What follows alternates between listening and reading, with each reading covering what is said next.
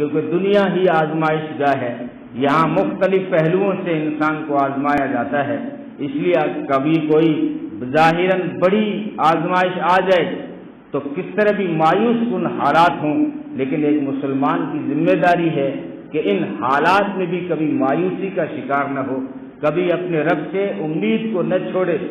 اللہ تعالیٰ حالات کو جب بدلتے ہیں وہ اسباب کے محتاج نہیں ہیں، وہ اندھیروں سے سورج کو نکالتے ہیں تو سارے اندھیرے بھاگ جاتے ہیں، وہ بے عزتی کے ماحول میں یوسف علیہ السلام کو عزت دے دیتے ہیں، وہاں کوئی گواہ بھی نہیں ہوتا ہے تو دودھ پینے والے بچے سے گواہی لے لیتے ہیں، تو اس کے لیے حالات کوئی مشکل نہیں ہے۔ اور یوسف علیہ السلام کے قصے میں یہ پیغام بھی ملتا ہے کہ جب کوئی آزمائشوں سے گزرے اور صبر دکھائے اور استقامت دکھائے اور اللہ سے تعلق بنائے رکھے تو پھر یہی آزمائشیں انسان کو جو ہے انعام دلا جاتی ہیں۔ یوسف علیہ السلام کو کن مراحل سے گزرنا پڑا کہ کبھی جو ہے کنویں میں ڈالا جا رہا ہے اور کبھی قافلے کے ہاتھوں بیچا جا رہا ہے، کبھی مصر کے بازار میں بولی لگ رہی ہے، کبھی جو ہے شاہی محل میں الزام اور بہتان لگ رہے ہیں۔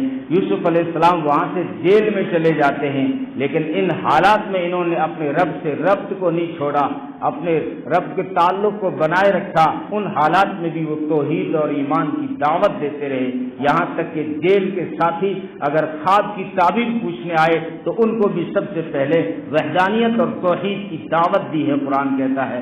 تو پھر اللہ نے ان آزمائشوں سے گزارنے کے بعد انعام کیا دیا ہے کہ جو ہے سر کے اوپر نبوت کا تاج ہے اور قدموں میں مصر کا تخت ہے۔ کتنا بڑا انعام ہے۔ تو مسلمانوں کبھی تمہیں آزمائشوں سے اگر گزاروں تو جو ہے اپنا دل ہلکا اور چھوٹا مت کر لینا، اس کے پیچھے کبھی انعامات چھپے رہتے ہیں۔ حدیث میں آتا ہے کبھی انسان کے لیے بڑے درجے اللہ کے یہاں طے ہو جاتے ہیں، لیکن انسان کے پاس اعمال اتنے نہیں ہوتے کہ ان درجوں کو پہنچ جائے، تو پھر اللہ ان کو حالات کی چکی میں ڈالتے ہیں تاکہ وہ ان درجات کے قابل بن جائے اور اس کے مستحق بن جائے۔ تو مختلف شکلوں سے تمہیں آزمایا جائے گا۔ اس وقت جو ہم مسلمانان عالم کا جو حال ہے وہ عجیب حال ہے، یوں لگتا ہے کہ سب جو ہے ہمیں گھیرے ہوئے ہیں اور سب اپنے گھیرے میں لے رہے ہیں۔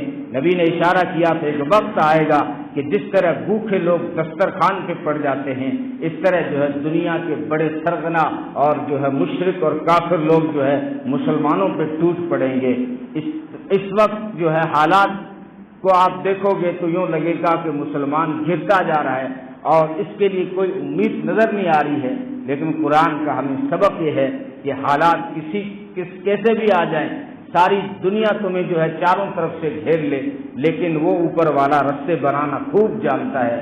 اس نے کئی بار گھرے ہوئوں کو چھڑایا ہے اور کئی بار اس نے گھرے ہوئوں کو عزت کی چوٹیوں تک پہنچایا ہے۔ یہ صرف پہلی بار نہیں ہو رہا ہے کہ سارے جو ہے مل کے تم کو گھیر رہے ہیں، یہ جو ہے سازشوں کے تحت ہو رہا ہے، لیکن مسلمانوں دل چھوٹا کرنے کی کوئی بات نہیں، اس سے پہلے بھی تم گھیرے گئے تھے۔ سورہ احزاب جو قرآن میں نازل ہوئی ہے، غزوہ خندق جو ہوا ہے، اس میں مدینے کو کس نے نہیں گھیرا تھا، ساری دنیا کی طاقتیں امڈ آئی تھی اور سب نے مدینے کو گھیرا تھا۔ 10,000 کا لشکر آیا تھا، مدینے کے اندر صرف 3,000 کا لشکر تھا۔ کون آیا تھا کہ یہودی بھی آئے تھے، عیسائی بھی آئے تھے، مشرکین بھی آئے تھے۔ مسلمانوں کو آج یہ تینوں بڑی قومیں گھیرنا چاہ رہی ہیں، ایک طرف یہود ہے، دوسری طرف عیسائی ہے اور ایک طرف مشرکین ہیں۔ یہ سب مسلمانوں کو گھیرے میں لے جانا چاہتے ہیں، ہر میدان میں مسلمان کو پسپا دیکھنا چاہتے ہیں، ہر جگہ مسلمانوں کے ساتھ بدماشی کرتے ہیں، لیکن قرآن ہمیں بڑی تسلی دیتا ہے، کہتا ہے ذرا غور کرو احزاب کے اندر، جب مدینے کے اوپر حلہ بول دیا تھا سارے لشکروں نے کہ خیبر سے اٹھ کے یہودی آئے تھے، مشرکین مکہ سے اٹھ کے آئے تھے اور مدینے کے اوپر حملہ کرنے کے لیے مشرکین آ گئے اور یہودی بھی آ گئے خیبر سے اور عیسائی بھی آ گئے بنو غطفان والے۔ پھر ان تینوں کے یہ مدینے کے اندر اور عرب کے یہ تینوں بڑے جتھے تھے اس وقت مسلمانوں کے مقابلے میں، ایک طرف یہود ہے، ایک طرف عیسائی ہے، ایک طرف مشرکین مکہ ہیں۔ مشرکین مکہ اپنا لشکر لے کے آ گیا اور یہودی جو ہے خیبر سے ابن الحقیق، رافع ابن الحقیق، حوی بن اخطب، یہ کرانا جیسے بڑے بڑے سردار، یہ سب جو ہے مدینے کے اوپر حملہ کرنے آئے ہیں، اور عیسائی بھی آئے بنو غطفان، کیونکہ یہودیوں نے تیار کیا تھا سب کو، پہلے وہ مکہ گئے کہ جو ہے ہم ایک ساتھ مسلمانوں پہ حملہ کریں اور مسلمانوں کا اور مسلمانوں کے نبی کا نعوذ باللہ خاتمہ کر دیں۔ تو مشرکین مکہ تو ادھار کھائے بیٹھے تھے، وہ تو اسی فراق میں تھے، وہ فوراً تیار ہو گئے۔ پھر وہاں سے یہ عیسائیوں کے پاس گئے، عیسائیوں کو بھی تیار کیا۔ آج بھی عیسائیوں کو استعمال جو کر رہا ہے وہ پیچھے ہاتھ یہودیوں کا ہے، پیچھے ریمانڈ یہودیوں کے ہاتھ میں ہوتا ہے، امریکہ استعمال ہو جاتا ہے، برطانیہ استعمال ہو جاتا ہے، لیکن پیچھے ہاتھ یہودیوں کا آج بھی ہے، اس وقت بھی تھا۔ انہوں نے جا کے عیسائیوں کو بھی تیار کیا۔ اب یہ تین بڑے جتھے، اور پھر ان تینوں کے فالوورز اور ان تینوں کے حلیف وہ بھی تیار ہو گئے۔ یہود کے حلیف تھے بنو سعد والے، وہ یہودیوں کے ساتھ کھڑے ہو گئے، اور بنو اسد والے بنو غطفان یعنی عیسائیوں کے فالوور اور ان کے حلیف تھے وہ بھی کھڑے ہو گئے، اور مشرکین مکہ کے حلیف تھے بنو سلیم والے، وہ بھی مسلمانوں کے خلاف آ گئے۔ اب یہ 6 بڑے جتھے مل کے مدینے پہ حملہ کرنا چاہتے ہیں، اور مدینے کے اندر کا حالات یہ ہیں کہ مدینے کے اندر منافق رہ رہے ہیں۔ بنو قریظہ والے مدینے کے اندر ہی ہیں، منافقوں کا ٹولہ پورا مدینے کے اندر رہ رہا ہے، ایک یہودی مدینے کے اندر رہ رہے ہیں اور مدینے کے اطراف میں رہ رہے ہیں، جن کو بنو قریظہ کہا جاتا ہے۔ ایک منافقین ہیں جو مسلمانوں کی صفوں میں ساتھ ہیں، وہ جب حالات آئے اس طرح کے تو وہ کہنے لگے یقولون ان بیوتنا عورہ وما ہی بعورہ، کہنے لگے اللہ کے رسول ہمیں چھٹی دو، ہمارے گھر کھلے ہوئے ہیں، پیچھے کوئی نہیں ہے، بلکہ ان یریدون الا فرارا، یہ منافق بھاگنا چاہتے ہیں۔ تو یہ حال تھا، یہ اضطرابی کیفیت تھی۔ ان حالات میں اللہ نے کس طرح مدد کی، مسلمانوں نے استقامت دکھائی۔ حضرت سلمان فارسی کی رائے پر جو ہے شام کا جو راستہ اس طرف خندق کھودی گئی، اور باقی 3 حصہ مدینہ سیف تھا کھجوروں کے درختوں سے اور پہاڑوں سے اور مکانوں سے، ایک حصہ جو خالی تھا اس کی طرف خندق کھودی گئی، اور پھر حضرت سلمان فارسی کی رائے پر اس طرح انہوں نے اپنی جو ہے اسباب اختیار کیے، کیونکہ دنیا دار الاسباب ہے، یہاں تقدیر اس کے ساتھ چلے گی جو تدبیر کرے گا۔ اگر آپ کو دودھ چاہیے تو بھینس لانی پڑے گی، اگر آپ کو ٹھنڈ سے بچنا ہے تو کمبل اوڑھنا پڑے گا، اگر آپ ٹھنڈی چیز پئیں گے تو کھانسی کے شکار ہو سکتے ہیں۔ دنیا دار الاسباب ہے، یہاں جو تدبیر کرے گا تقدیر اس کے ساتھ کھڑی ہوگی۔ تو مسلمانوں نے اپنے حساب سے تدبیر کی اور استقامت دکھائی۔ ان حالات میں مسلمانوں کا موقف کیا تھا؟ مسلمان کا موقف یہ تھا، محمد عربی صلی اللہ علیہ وسلم نے جب کدال سے اس جو ہے کھدائی کے دوران جو چٹان آ گئی تھی، نبی نے پہلا وار کیا تو چنگاری اٹھی تو فرمایا مجھے یمن کے خزانے دے دیے گئے، دوسرا وار کیا تو فرمایا مجھے روم کے خزانے دے دیے گئے، اور تیسرا وار کیا تو فرمایا مجھے کسرا کے خزانے دیے گئے۔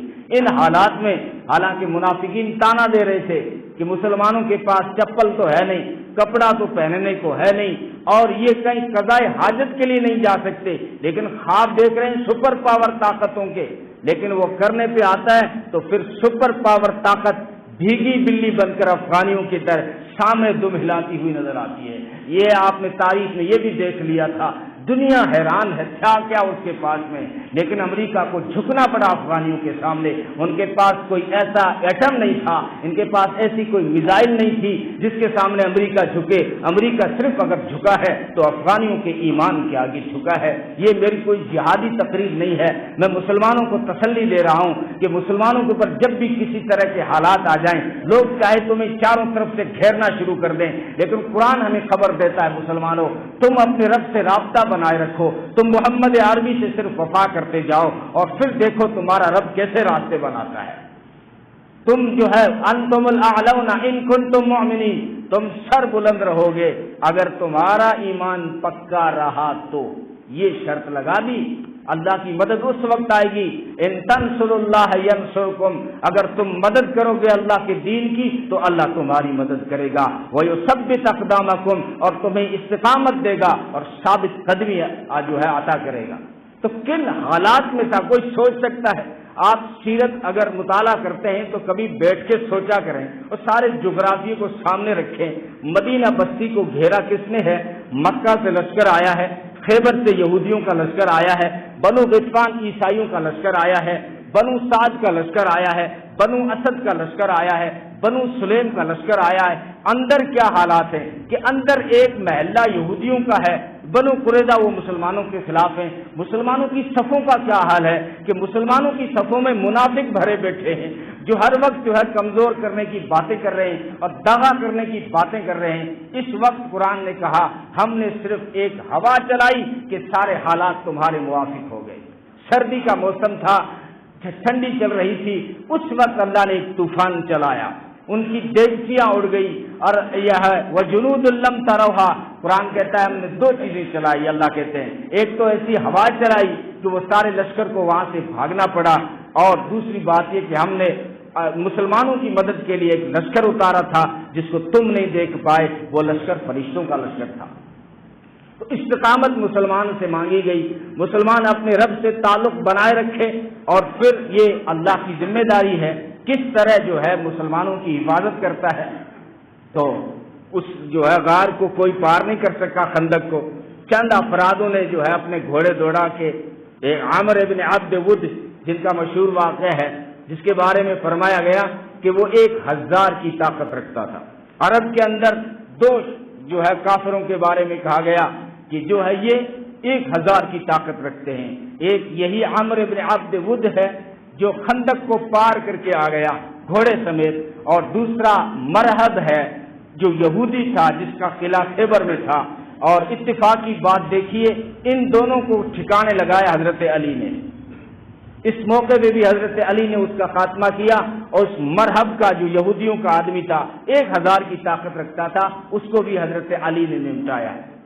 تو مسلمانوں سے کہا گیا وبشر الصابرین، حالات کیسے بھی آ جائیں، حالات تمہارے خلاف کھڑے کیے جا رہے ہیں اور ماحول بنایا جا رہا ہے ڈر کا، دہشت کا، وحشت کا، مسلمانوں کو پسپا کرنے کے سارے ہتھ کنڈے اپنائے کیے جا رہے ہیں، لیکن تم اس وقت تمہاری ذمہ داری ہے کہ تم جو ہے جم جاؤ اپنے دین پہ، تم جو ہے اپنے اللہ سے تعلق بناؤ، اپنی مسجدوں کو آباد کرو اور نماز کی پابندی کرو، اور پھر جو ہے اپنے اللہ کے حبیب صلی اللہ علیہ وسلم کی سنتوں پہ عمل پیرا ہو کے چلو، اللہ سے تعلق رکھو، اور کبھی جو ہے اپنے دل و دماغ کے اندر مایوسی کو مت ہونا، کیا ہوگا کیسے ہوگا یہ جو ہے اللہ کرتا ہے، اللہ کو کب کیا کرنا، اللہ کے یہاں دیر تو ہو سکتی ہے، اس کے یہاں اندھیر بالکل نہیں ہے، اور کسی نے سوچا بھی نہیں ہوتا، 20 سال پہلے کسی نے نہیں سوچا ہوگا ایسے ہو جائے گا، لیکن جب 20-15 سال کا عرصہ گزرتا ہے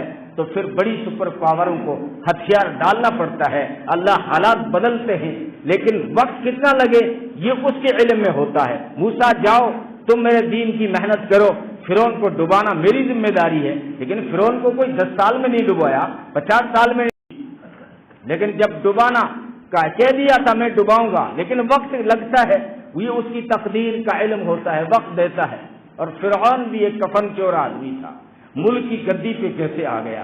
قرآن سے پوچھیو کہ جو ہے اس طرح کے لوگ گدی پہ جو آتے ہیں تو کون سا حربہ استعمال کرتے ہیں، کون سا جو ہے وہ طاقت کون سی ہوتی ہے جس سے وہ استعمال کر کے ملک کی گدی پہ آ جاتے ہیں۔ قرآن نے کہا کہ جو ہے یہ کفن چور آدمی تھا، روایتوں سے ثابت ہے، لیکن ملک کی گدی پہ کیسے آیا؟ تو اس نے مسلمان وجعل اہلھا شیعا، قرآن کہتا ہے ان فرعون علا فی العرش، یہ فرعون چڑھ آیا زمین پر، مصر کی زمین پر چڑھ آیا، ملک کی گدی کا بادشاہ بن گیا۔ ان فرعون علا فی العرش، پوری زمین پہ مصر کی پہ چھا گیا، کیا کیا؟ وجعل اہلھا شیعا، اس لیے کہ اس نے مصر والوں کو آپس میں لڑایا، جو قرآن نے خبر دی ہے۔ تو ڈیوائڈ اینڈ رول کا جو قانون ہے انگریز سے بھی پہلے فرعون کے پاس تھا۔ فرعون جو ملک کی کفن چور آدمی ملک کی گدی پہ کیسے آیا؟ تو لڑایا قوموں کو، وجعل اہلھا شیعا، شیعہ کہتے ہیں ٹکڑے کو، اس نے جو ہے قوموں کو ٹکڑے ٹکڑے کر دیا، قبطیوں کو لڑایا جو ہے بنی اسرائیل سے، وَيَسْتَضْعِفُ طَائِفَةً مِّنْهُمْ، اور قرآن کہتا ہے ایک قوم کو، مسلمانوں کو انہوں نے خاص ٹارچر کیا، وَيَسْتَضْعِفُ طَائِفَةً مِّنْهُمْ، ایک جماعت کو اس نے خاص کر ٹارگیٹ بنایا، کیا کیا؟ يَسْتَضْعِفُ طَائِفَةً مِّنْهُمْ يُذَبِّحُ أَبْنَاءَهُمْ وَيَسْتَحْيِي نِسَاءَهُمْ، ان کے بیٹوں کو ذبح کیا اور بیٹیوں کو زندہ رکھا۔ بنی اسرائیل کے ساتھ فرعون نے یہ کیا تھا، آج کی فرعون بھی یہی کر رہے ہیں، تو نوجوانوں کو شوٹ کر دیا جائے، انکاؤنٹر کر دیا جائے، اور بچیوں کا بل لے کے جو ہے سپریم کورٹ پہنچا جائے۔ یہ فرعون نے کیا تھا کہ یذبح ابناءہم، بیٹوں کو ذبح کرتا تھا، ویستحیی نساءہم، اور مسلمان عورتوں کو وہ زندہ رکھتا تھا۔ اس طرح وہ جو ہے ملک کی گدی پہ آیا، لیکن قرآن نے خبر دی وَنُرِيدُ أَن نَّمُنَّ عَلَى الَّذِينَ اسْتُضْعِفُوا فِي الْأَرْضِ، اللہ نے فرمایا جب میں ارادہ کرتا ہوں کہ کسی کمزور قوم کو اٹھا کے ملک کی گدی پہ لے آؤں تو پھر میرے یہاں لمبے چوڑے انتظامات کی ضرورت نہیں ہے۔ میں نے جو ہے الہام کیا موسیٰ کی ماں پہ کہ جو بیٹا آیا ہے فرعون مارنا چاہتا ہے، اس کو صندوق میں ڈال کے دریا کے حوالے کر دے۔ ذرا کوئی عقل سے پوچھے سمندر میں کیوں ڈال رہی ہے ماں اپنے بیٹے کو؟ کہ فرعون کے خنجر سے بچانے کے لیے۔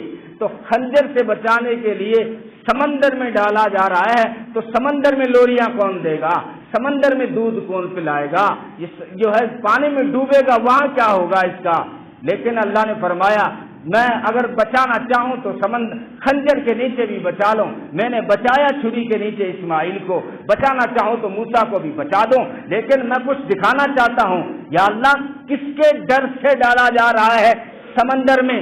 ڈالا جا رہا ہے فرعون کے لشکر سے، جو ہے بچانے کے لیے سمندر میں۔ لیکن پوچھو نا کہ صندوق تیر کر گیا کہاں؟ کہ تیر کر گیا فرعون کے گھر۔ تو فرعون سے بچانے کے لیے تو صندوق میں ڈالا تھا، لیکن صندوق تیر کے گیا فرعون کے گھر میں۔ یہ اس کی کاریگری تو ہے، وہ کچھ دکھانا تو چاہتا ہے کہ حالات سے کیوں متاثر ہوتے ہو۔ اگر تمہیں کوئی چاروں طرف سے یوں لگے کہ تباہی تباہی ہے، اب وہاں حالانکہ کوئی آثار نظر نہیں آ رہے ہوں، لیکن میں اتنا طاقتور ہوں کہ میں جو ہے پھر اسی موسیٰ کو اسی فرعون کے گھر دودھ پلا کر اسی فرعون کے گھر میں پرورش کر بچانے کے لیے ڈالا تھا، لیکن صندوق تیر کے وہیں چلا گیا۔ تو یہ اللہ اپنی قدرت دکھاتے ہیں کہ کس ظاہراً کیسے بھی حالات ہوں، مسلمانوں تمہیں پسپا نہیں ہونا چاہیے۔ کیسے کیا ہوگا؟ یہ حالات ہیں، چاروں طرف سے گھیرے جا رہے ہیں۔ عالمی خبریں پڑھو تو یوں لگتا ہے بس یہ 1-2 مہینے میں سارا مسلمان اسلام ختم ہو جائے گا، حالانکہ اسلام کی فطرت میں قدرت نے لچک رکھ دی، جتنا دباؤ گے اتنا ابھرے گا۔ یا پہلی بار تھوڑی دبایا جا رہا تمہیں۔ تاتاریوں نے قسمیں کھائی تھی زہر میں تیر بجھا کے کہ میں اس دھرتی پہ جو ہے ہلاکو خان اور چنگیز خان کیسے کیسے آئے، قسمیں کھائی کہ ہم جو ہے اس دھرتی پہ اسلام کو باقی نہیں رہنے دیں گے، ایک مسلمان دھرتی پہ جلتا ہوا ہم دیکھنا گوارا نہیں کرتے، ہم مٹا دیں گے چند دنوں کے اندر۔ لیکن اس کی قلم نے جب فیصلہ کیا تو انہی تاتاریوں کی اولاد نے اسلام کی خدمت کی۔ بعد میں کوئی ترک کہلائے، کوئی ترکی کہلائے، کوئی مغل کہلائے، کوئی کیا کہلائے، لیکن اللہ نے ان کی اولادوں سے اسلام کی خدمت کا کام لیا۔ تو مسلمان نہیں مٹے گا، ٹھیک ہے، حالات قرآن کہتا آئیں گے، آزمائش آئیں گی۔ وَلَنَبْلُوَنَّكُمْ مِنَ الْخَوْفِ وَلَنَبْلُوَنَّكُمْ بِالشَّيْءٍ مِنَ الْخَوْفِ، کبھی خوف سے آزمائے جاؤ گے، اور کبھی بھوک سے آزمائے جاؤ گے، کبھی مال کی کمی سے آزمائے جاؤ گے، بیل پہ پابندی، مٹھن پہ پابندی، مال کی کمی ہوگی، آزمائے جاؤ گے، کبھی تمہاری جان کے حالات ہوں گے، کبھی تمہاری جان کے ساتھ لچنگ ہوگا، کبھی شری رام کے نعرے کے نام پہ مارے جاؤ گے، کبھی گائے کے نام پہ مارے جاؤ گے، یہ حالات تو آ سکتے ہیں۔ اور لیکن فرمایا جان کے حالات بھی آ جائیں، بھوک کے حالات بھی آ جائیں، اور اولاد پہ حالات بھی آ جائیں، لیکن یہ خیال مت لانا کہ اسلام مٹ جائے گا یا مسلمان مٹ جائے گا، نہیں، بلکہ یہ تو نکھار کے دن ہیں۔ دانا جب زمین میں دفن ہوتا ہے تو کوئی چھوٹی سوچ رکھنے والا کہہ سکتا ہے کہ زمین کے اندر فنا ہو گیا، تباہ ہو گیا، برباد ہو گیا۔ ارے برباد نہیں ہوا، چند دن اس کو کھاد تو کھا لینے دے، یہی دانا 7 سٹے لے کے باہر آئے گا اور لہراتا ہوا دنیا کو پیغام دے گا، جو ہے مجھے مٹانا تمہارا کام نہیں ہے۔ سٹا یوں لہراتا ہے، مجھے مٹانا تمہارا کام نہیں ہے۔ تو مسلمان کی جو ہے آزمائش جو آتی ہے کہ غم کی جاگیر وراثت میں ملی ہے مجھ کو، غم کی جاگیر وراثت میں ملی ہے مجھ کو، اپنی جاگیر میں رہتا ہوں نوابوں کی طرح۔ یہ پہلی بار نہیں ہو رہا ہے کہ مجھے آزمایا جا رہا ہے یا مجھے ستایا جا رہا ہے یا مجھے گھیرا جا رہا ہے۔ لوگ یہ خواب دیکھنا بند کر دیں کہ جو ہے اسلام مٹ جائے گا یا مسلمان مٹ جائیں گے یا مسلمان پسپا ہو جائے گا، نہیں ہوگا۔ یاد رکھنا جب یہ مٹ جائے گا تو کائنات مٹ جائے گی۔ آزمائش جو مسلمانوں پہ آتی ہے، یہ آزمائش نکھار کے دن ہوتے ہیں۔ جس طرح हिना रंग लाती है सूख जाने के बाद, इंसान संवरता है ठोकरें खाने के बाद। कहते हैं ना कि अकल बादाम खाने से कोने आवे, बचीड़ खाने से आवे। वो बात एक बार हद तक सही है कि जब आजमाइशों से गुजारा जाता है तो फिर इंसानियत संवरती है, और इंसान अगर ऐश परस्ती में आए तो फिर इंसानियत पे मौत तारी हो जाती है। ऐश परस्ती मुसलमान की मौत है। मुसलमान जब मेहनती होगा, जफाकश होगा, अनथक कोशिशें करने वाला होगा तो हर तरफ चारों तरफ जो है कामयाबी है इसका कदम चूमेगी। लेकिन मुसलमान जब सुस्त हो गया, इसने जो है तालीम छोड़ी, इसने इल्म छोड़ा, इसने मेहनत छोड़ी, और टेक्नोलॉजी पे दूसरे लोगों ने जो है काम कर दिया, अपना नाम कर दिया, वरना ये सारी शुरुआत तुम्हारी की हुई थी। तुम दुनिया के उस्ताद थे। यूरोप आज जिस इल्म पे फख्र कर रहा है उसके उस्ताद मुसलमान थे, और वो अंदलुस और स्पेन के मुसलमान थे।